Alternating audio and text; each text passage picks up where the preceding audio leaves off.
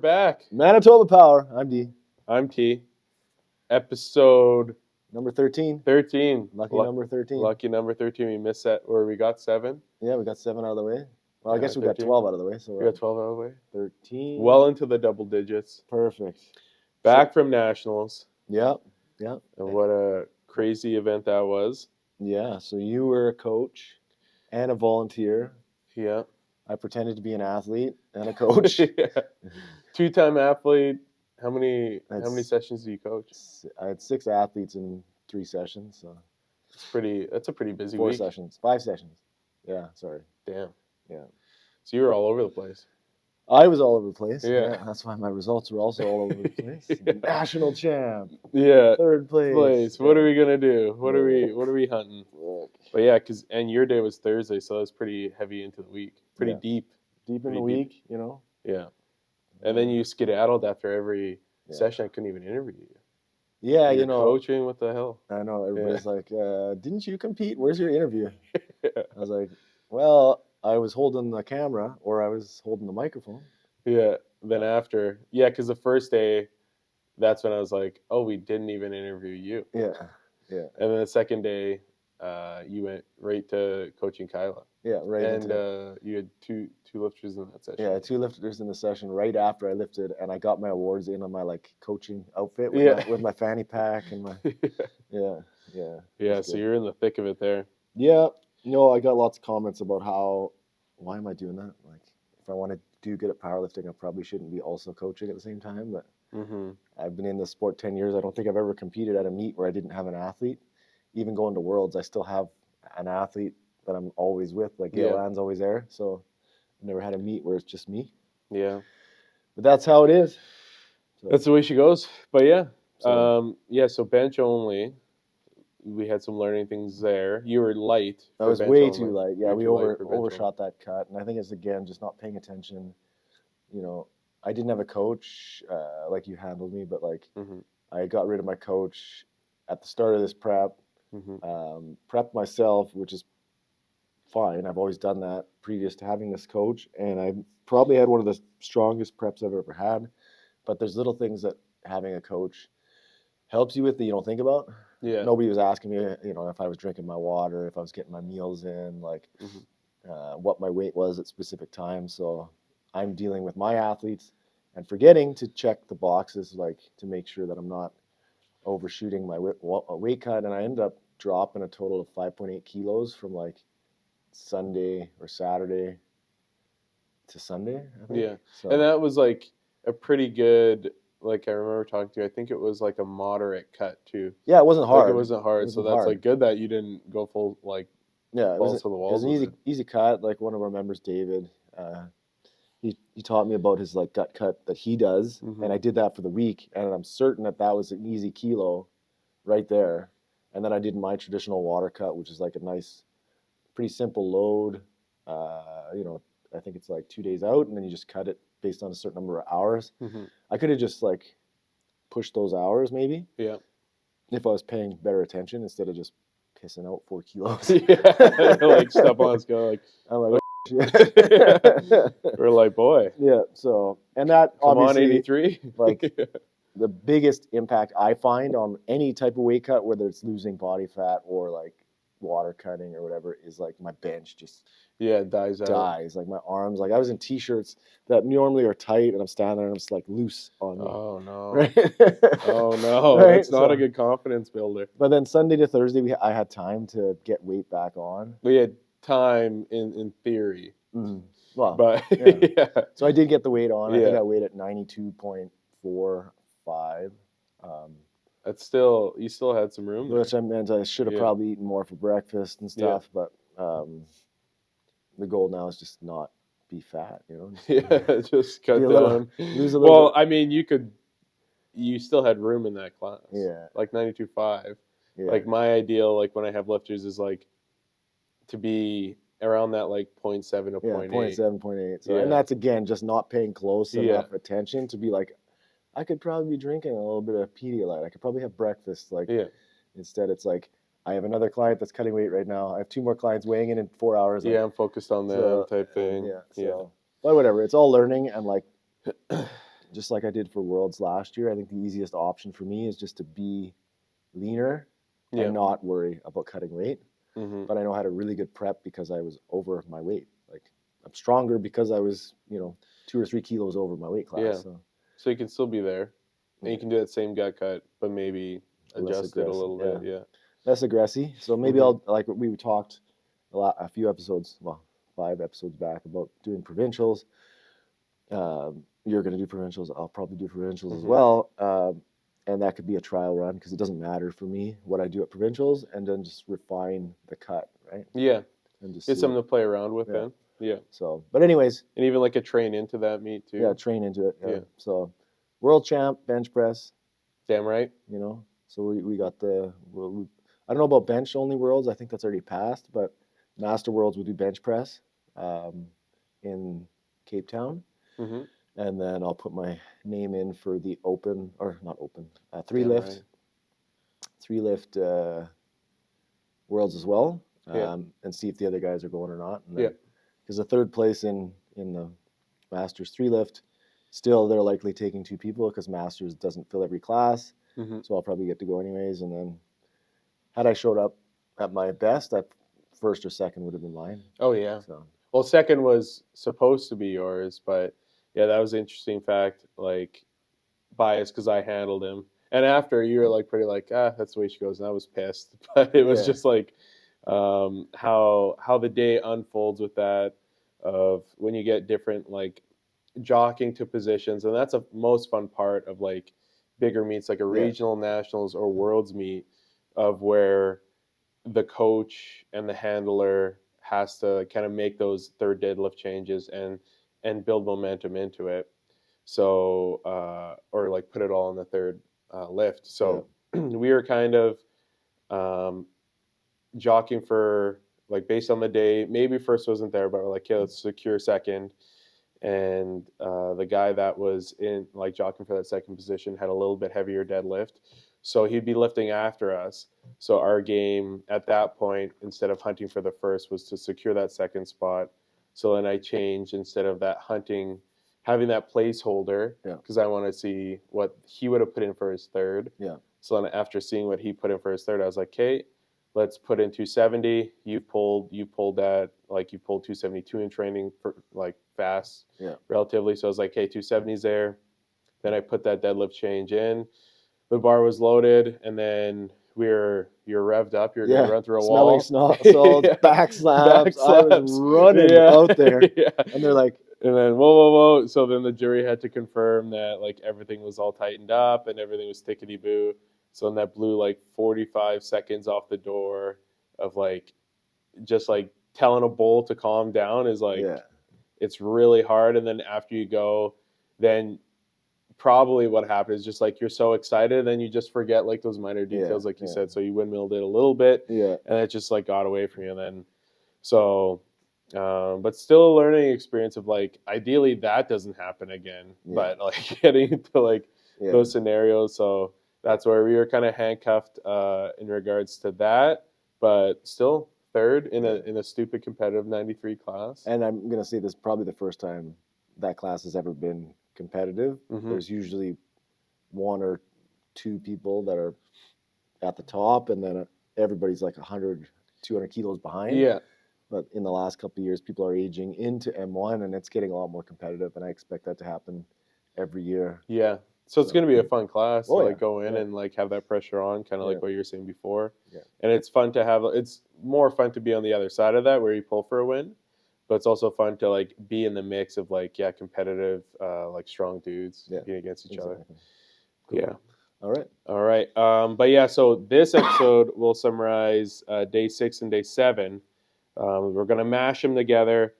We had on day 6 our open lifters, our open male females, as well as on day 7 we had our equipped bench only. So on day 6 we'll kind of start things off with Jordan Smith. And we talked about Jordan Smith in the lead up to this meet, and that he was going down the class, right? So you did what, 66? Or 59. 59. This man's a 59 kilo national champ now.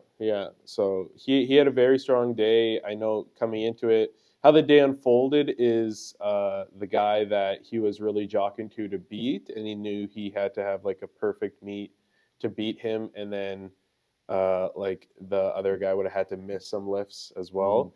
So that ended up happening to like the most extreme end of the guy that he was competing against. Ended up being really close to making weight, and I think made weight around 45 minutes out, and then ended up not being able to make a bench. So then Jordan, I know like in the back he was like, well, what do I like in terms of my deadlift now? Like I got to get one good deadlift. So what should that be? And then after talking to his coach was like, no, you're still compete like it is like you're going head to head still. Yeah. Like you don't want to go out and then pull like 80% just to have it. Still show that like, hey, if you still were going head to head, that you still would have like pushed him to his limits type thing. So he ended the day off with 185 kilo squat. I know he wanted more, but again, just being conservative with those attempts, and I think that was great on that day. A 117.5 kilo bench and a 207.5 kilo deadlift, and I think he went 8 for 9. So I think he just missed his last one at 215, but finished with 510, first place. Probably a couple provincial records in there. Maybe on the bench. I want to say potentially on the bench and the total. I'm not entirely sure. I know he still wants that. He wanted to up that squat, the squat provincial record, and then the deadlift provincial record, just because Pat Encarnacion has that deadlift one. But regardless, our second national champ, open national champ of the event. Looking at all-time Canadian 59s on open powerlifting, he's in 17th place with a total of 510. Because I didn't know if 510 was a good total, and I imagine with the guy ahead of him bombing, I wasn't sure if it was a respectable total, but he's in the top 20 all-time 59s. And with a lot of these guys having, like, some of these totals are 5 to 10 years old, so solid performance for sure. Yeah, so he's going to be in, I believe, NAPFs, so he's going to be doing that run. So he's going to have a fun year of competing. Number 2 on the year, so he's in second place in the 59s for the year. Yeah. Cool. Congrats. And then in the 66, we had James Cornelson and Jonah Dabu. And so first, James, he had a 9 for 9 meet. I know going in, he was pretty beat up with his shoulder. He like injured it playing hockey, and then further injured it a little bit more benching as well. So, but that being said, he's like his bench. I think it was 2 years ago at provincials when it was in Selkirk there. He did a bench only raw, like classic, and he benched 143. And I'm pretty sure his warm ups were like probably like 135, because he was handling at the same time. This was insane. Probably one of the most insane things you'll like see in like at a provincial level, and with like this bench. But he was handling. Then in between handling, he did like 135, I think 225. 275, then maybe 295, but I don't even know if he took another one. Then he went out and benched 143. So that's and 143 at 66 is insane. Yeah, that's huge. Like that's nuts. But so for this meet, he went 197.5 kilo squat, a great squat, very consistent squat for him. He probably had a little bit more, but he was kind of saving that shoulder for the day. 132.5 kilo bench. All things considered, like bench flew. I don't think we would have went any heavier than that. And then a 245 kilo deadlift, which I do believe he had like 250, would have been nice. But I mean, 9 for 9 meet, his 5th nationals, like he definitely showed his composure throughout. Definitely like a very easy and like pretty straightforward person in the back room to coach. Like he's competed so much, he's coached so much, but he's just like calm, cool, collected. He's like, No, I'll wait a bit, or like, yeah, I'd like to take it now type thing, and then Just chill. yeah, he's just a chill dude. Third place, just walking in, Yeah. and yeah, so very good job for James. Third place at nationals in 66, and then sharing the platform with him, we had Jonah Dabu in his national debut and his 66 kilo debut. So I did look back. Yeah. His first two meets, I believe, were 83, and then he competed at 74 kilo for like a handful of meets. Yeah, 3. Yeah. And then this one, I think he mentioned he started his cut down to 66 in September. So Oh wow. a good cut. Very smart for him to start that far, and he's gonna stay at this class, which is good because he didn't have the day he wanted, but it was like a very good learning day for him as well. Just because being that light, his training numbers, he was probably like when he was hitting those training numbers, he was potentially like 68, Yeah. 69 kilos. And then for a very lean dude, like even if it's 67 and a half kilos, for him to lose that like kilo and a half, that's like pretty substantial for a 66 in terms of energy and even like potentially mechanics too. But that being said, he had a 212 and a half kilo squat, 140 kilo bench, and a 247 and a half kilo pull for a 600, a nice round 600 kilo total, and second place. Yeah, and we were wondering last time when we covered the predictions for nationals how much of a hit his total would take. Yeah. Like his nomination total was 645 or I believe it was 645. 645 from Keystone. Mm-hmm. And then like that was huge compared to everybody else in his class. So like 600, like he dropped 45 kilos, but still 600 was enough for second. Yeah. And like now that he knows he can make that weight cut, if he stays a little closer to that weight class in the off season or prep season, this total is just going to go up. Yeah. So, and I think like that's with him. It's probably similar to like his first meet at 74. If you look back, I don't have the numbers in front of me, but if you see his first meet at 74 and then you go to his second meet, you'll see a big bump. Yeah, 45 kilo jump. Yeah, so we're gonna see Jonah in the mid to high sixes. Yeah, we'll put the pressure on him, but I think it was just a day that,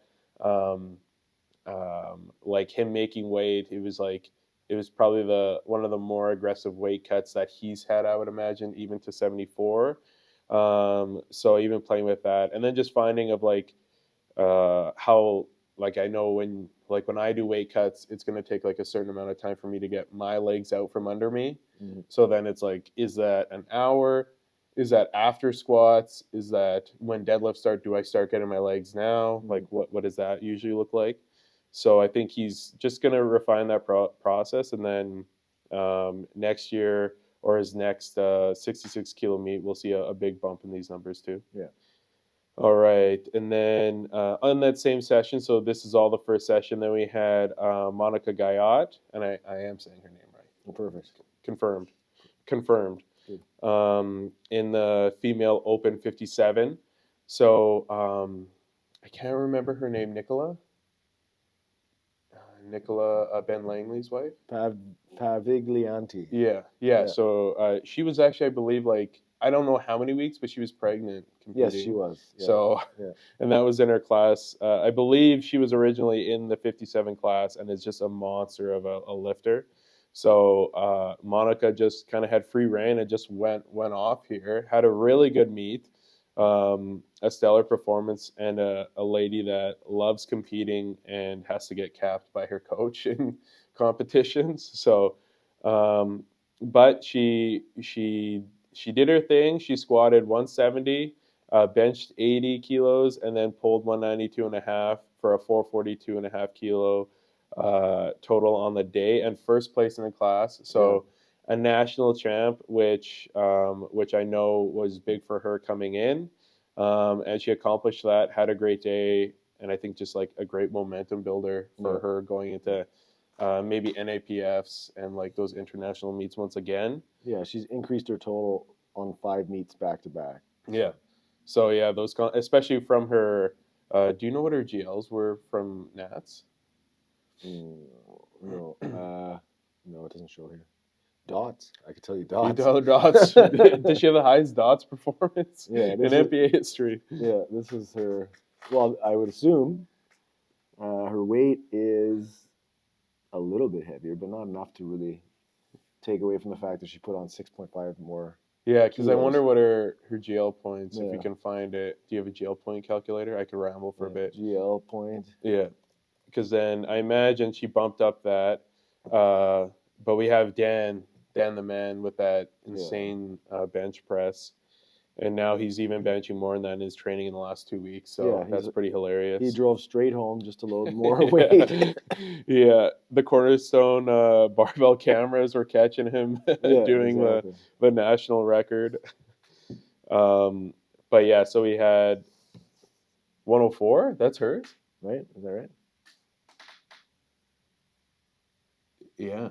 Holy, blowing the doors off. 104.07. So a bump to her previous. Yeah. 104.07.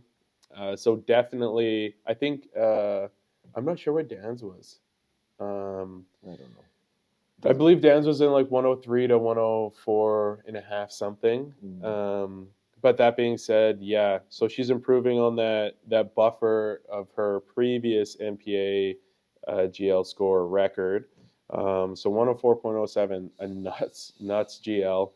And kind of like when we did the national preview of us saying, and even talking to like Brock Haywood and that, who's been like not only in like Manitoba powerlifting, but like national and international. Yeah, he's like, you're gonna have to be in like the over 100 and like more towards the mid like 103 to 105 to win Nats as an open. Yeah. And then to compete internationally, it's going to have to be like that 104 to 110. Yeah. So she's definitely treading that line and progressing like that. So that's fantastic to see. But yeah, great day. Congrats to Monica on the, I believe her first national champ title. Mm-hmm. And yeah, we're looking forward to see some more 57 kilo battles at NAPFs and all the sorts like that. Okay, and then in session 2 we had Kurt Cornelsen, so cousin to James, taken to the platform in the second session. So I was on the platform like spotting and loading for this one, and so just how it worked out in terms of like my week, I was there coaching, handling, but then we had a member on the second day that CCES finding. Yeah, a CCES finding that was determined that they were sanctioned, that they received a 5-year sanctioning. So when you get sanctioned by the CPU, what that sanction, it doesn't not just limit you to competing or not competing. You can coach or volunteer at CPU events. Yes, exactly. So this individual that had those results come out was no longer able to, that has been like a great volunteer in that, was volunteering for the week and was unable to. So after talking to the meet directors because how they did this nationals is they kind of vetted their volunteers ahead of time. Yeah. So then they had like platform teams and you stuck with that team throughout the entire event. So after talking to the meet directors, I just said, hey, if I don't have any athletes, then like I'll be available. Yeah. Which kind of led, like I opened that door and then I got shuttled into, I believe, 5 sessions. Then you didn't sleep. And I didn't sleep. But so then with this, like that was my kind of segue into this was I knew I was going to watch this because we had Kurt Cornelsen, Riley Bertrand, and Janelle Jolakir, which she ended up not weighing in. I believe she had like a quad injury or something, but so I just told him like, hey, if you need me, I'm here. I'm going to be watching anyways, because we had the 74 kilo and 83 kilo men, which is just like an insane session to watch regardless. So I was on the platform with him. So Kurt, he had a 245 kilo squat, monstrous. Yeah, it's his biggest squat to date. Yeah, a monstrous squat. So I know he was really pumped to hit that squat on the same day that he went for a deadlift because I believe he went just under that at total fort. and he wanted to do that. But at Total Fort, he just like I believe he had like a little back tweak, so he didn't want to push deadlift to affect nationals. But that being said, then he a 165 kilo bench, huge. Missed his third bench, but all part of the process. And then a 285 kilo pull, and then he missed 300 twice because of his hand ripping and tearing. Both hands just absolutely cheese grated up after it. Yeah. But yeah, 695, a 7th out of 10 finish at the national stage is great in the 83 kilo class.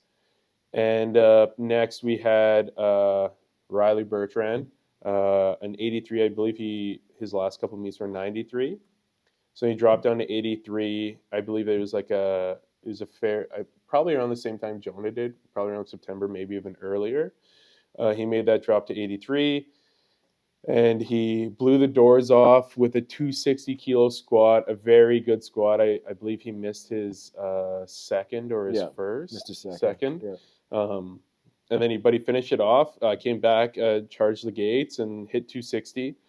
And then after that, he had some back spasming, so he couldn't do we probably know that Riley could probably hit like 150, 160, and then has a monster pull as well. So he ended up just taking the 130 kilo on his bench because he just couldn't push it that much because he couldn't arch, and then just came out to secure the total with a 75 kilo deadlift. So if you look at his total, like we're not going to really talk about his total too much because we know it's not a realistic gauge of kind of like what is comparable to it. Because next meet we could be like, man, his total shot up like 250 Ks. Like, how is that for an increase? How's that? That's the goal. But yeah, so props to him for like taking that 75, just coming out, getting a total, and then kind of still getting a total for national meet.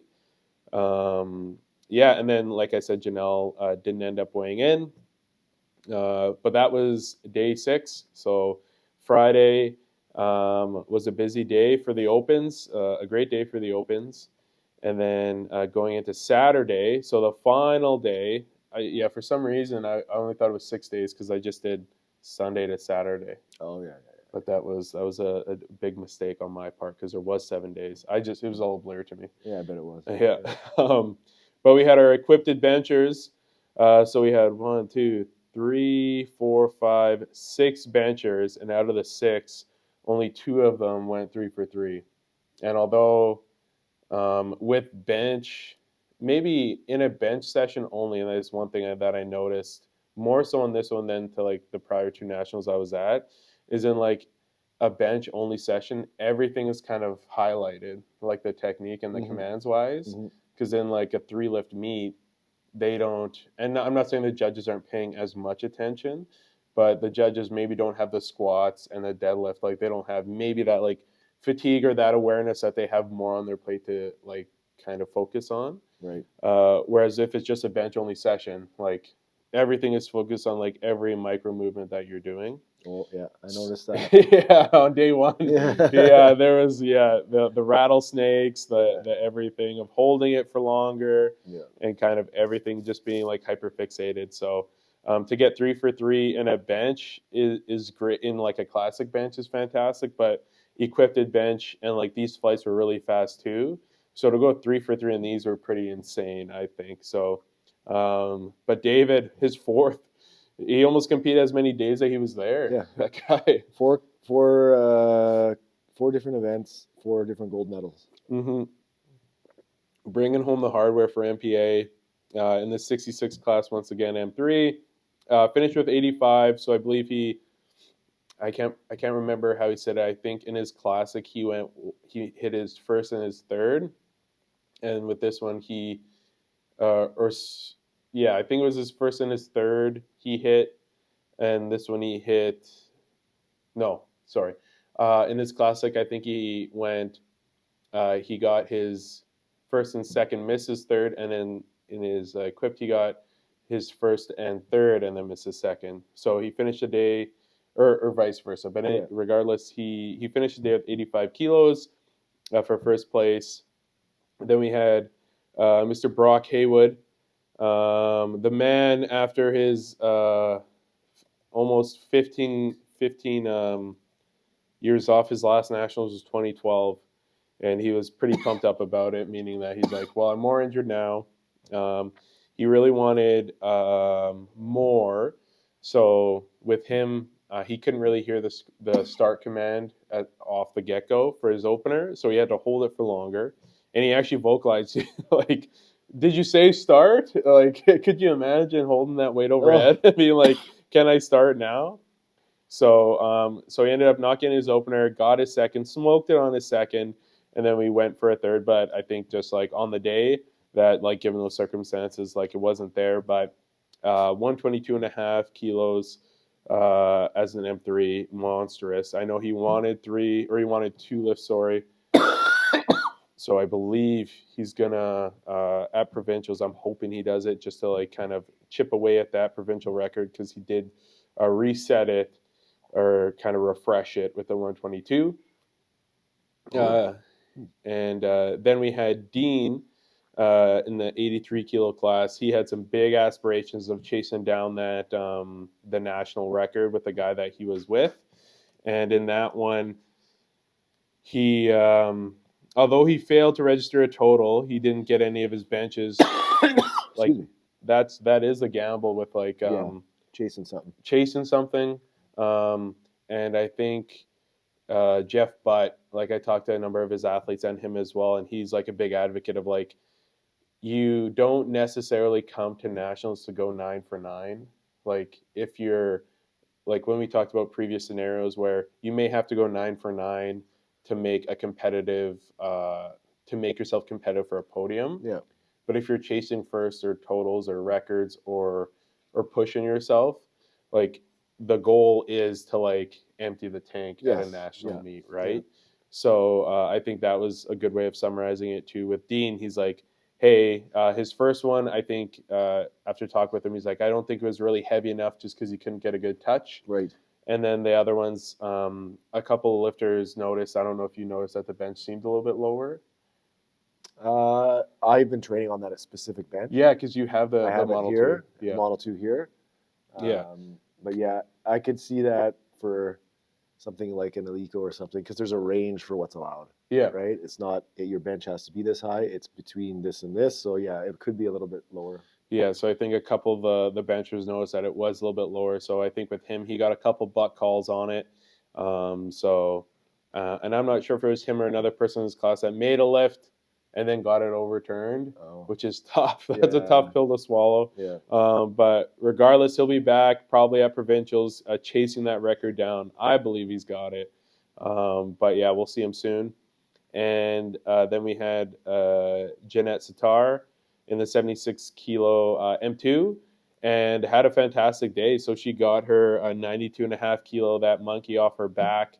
Went 3 for 3 as well. One of the two for Manitoba that went 3 for 3 and got first place and a best M2.